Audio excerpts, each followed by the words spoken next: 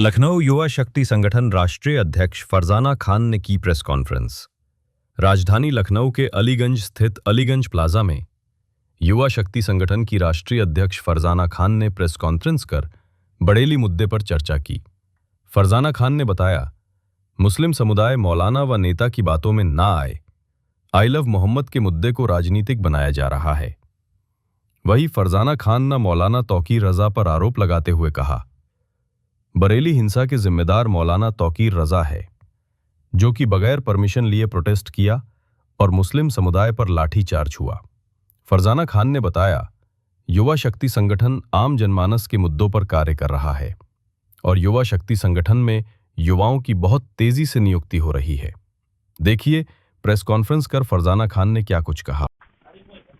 Ma'am, जो आज ये प्रेस कॉन्फ्रेंस कर रही हैं आप, क्या कुछ इसके खास उद्देश्य प्रेस कॉन्फ्रेंस? जी, सबसे पहले नमस्कार आप सभी को। मैं युवा शक्ति मोर्चा संगठन और युवा सशक्तिकरण ह्यूमन राइट्स से हूँ और आज का जो प्रमुख उद्देश्य है वो ये है कि हमारे संगठन में कुछ नए लीडर्स, सुपीरियर लीडर्स को हम ज्वाइन करा रहे हैं, जो युवा शक्ति मोर्चा संगठन की टीम के साथ जुड़ रहे हैं और बतौर प्रमुख लीडर वो ज्वाइन कर रहे हैं। तो सबसे पहले आज मैं उनको सम्मानित करके ज्वाइन कराना चाहूँगी। और दूसरा मुद्दा जो है वो ये है कि आजकल जो मुसलमानों के ऊपर जिस तरह के अत्याचार हो रहे हैं और उनके जो अधिकार हैं, उनका जो हनन हो रहा है, उसके बारे में मैं बातचीत करना चाहूँगी। क्या कुछ मुद्दे हो रहे हैं जिनको लेकर आज आपने प्रेस कॉन्फ्रेंस की है? कि क्या मुद्दों को ये संगठन उठाना चाहेगा? देखिए, मैं ये चाहूँगी कि ह्यूमन राइट्स का मतलब ही यही है कि मानव के जो अधिकार हैं उनका संरक्षण जो है वो सही तौर पे किया जाए, ठीक है। और भारत के नागरिक तो सभी हैं। अब आप कास्टिज्म नहीं कर सकते कि अगर हिंदू है तो हम उनको जो है वो ज़्यादा सपोर्ट और ज़्यादा चीज़ें कर रहे हैं, मुसलमान हैं तो उसको दबा रहे हैं। तो इन चीज़ों पे मैं बातचीत करना चाह रही थी। मुझे ये लगता है कि सोसाइटी में एक मैसेज जाना बहुत ज़रूरी है, जिससे लोगों की कम से कम आंखें खुलें और लोग जो हैं उसके बारे में विचार करें। लोगों तक क्या पहुंचाना चाहिए अपने संदेश के साथ? देखिए, मैं सबसे पहले तो देश के मुसलमानों से ये कहूँगी कि किसी भी मौलाना और किसी भी नेता के कहने से आप जो हैं वो समाज में अराजकता ना फैलाएं।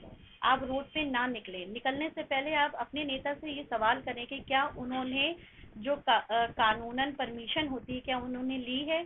क्या उन्होंने सरकार से परमिशन ली है कि वो धरना करें या किसी कोई बातचीत करें या प्रमुख ऐसी जगहों पे, सरकारी जगहों पे वो इकट्ठा हो रहे हैं, तो क्या उनके पास कोई परमिशन है? क्योंकि बरेली वाले मुद्दे में आपने देखा है, अगर ये मौलाना चाहते तौकीर तो ये प्रेस कॉन्फ्रेंस भी कर सकते थे, सारी मीडिया को बुलाकर अपनी बात भी रख सकते थे। लेकिन इन्होंने अपना नाम ऊंचा करने के लिए इन्होंने मुसलमानों को बुलाया, वहाँ पे लाठी चार्ज हुआ क्योंकि उन्होंने गैर कानूनी तरीके से प्रदर्शन किया।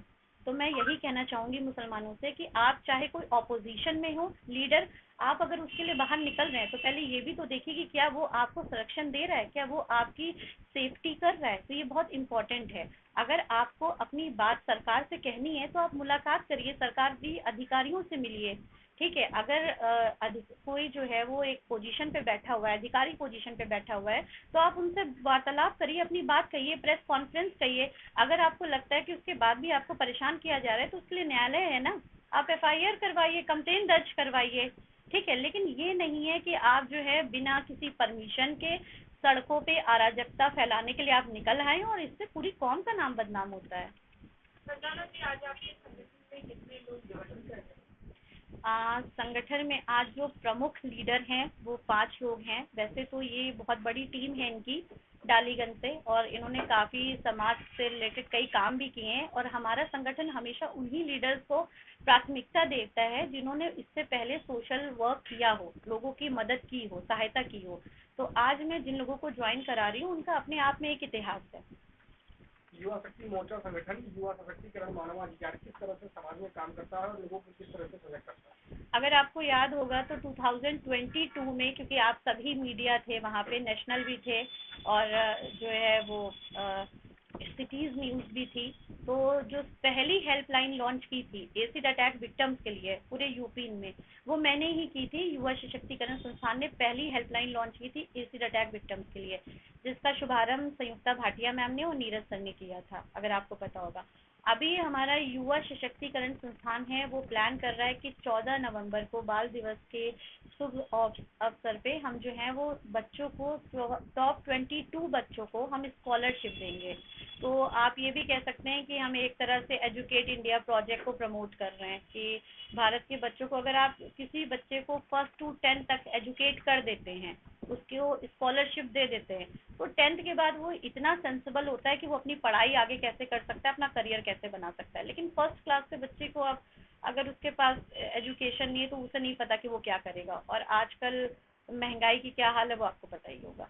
आपने जैसा कहा कि हम 14 नवंबर को बच्चों को स्कॉलरशिप देंगे, जी, तो क्या इसमें आपसे सरकार भी कोई मदद कर रही है या ये केवल आपकी मोर्चा पार्टी ही करती है? देखिए, युवा सशक्तिकरण संस्थान ने अभी तक किसी से फंड रेजिंग नहीं की है। उसका एक रीज़न है कि हम जितने भी लोग हैं युवा सशक्तिकरण संस्थान और युवा शक्ति मोर्चा संगठन में, हम सब मिलकर कंट्रीब्यूट करके जो है वो इस तरह के प्रोजेक्ट्स को कंप्लीट करते हैं। अभी हम किसी तरह की गवर्नमेंट की कोई भी स्कीम यूज़ नहीं कर रहे हैं, और जो हम टॉप 22 बच्चों को स्कॉलरशिप दे रहे हैं वो भी हम टेस्ट के माध्यम से कर रहे हैं कि हम टॉप 5 कॉलेजेस जो होंगे जहाँ पे बच्चों की एजुकेशन अच्छी दी जाती है, वहाँ पे सारी फैसिलिटीज़ के साथ, वहाँ पे हम टेस्ट करेंगे बच्चों के लिए, और जो टॉप 22 बच्चे हैं उनको हम स्कॉलरशिप प्रोवाइड करेंगे।